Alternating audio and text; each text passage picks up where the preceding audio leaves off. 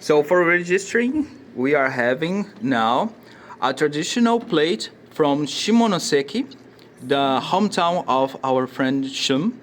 And the main characteristic of this plate is this noodle made of matcha. That's why it has the green color, and we are about to taste it. I can't wait for it. Okay, sure. It's not everyone not doing the same thing. I see. Well, we have now the plate completed. Looks so wonderful. Let's eat. Itadakimasu. Let's have the dessert. The rotating, yeah, the gyro, yeah. Gyro, sorry. Gyro?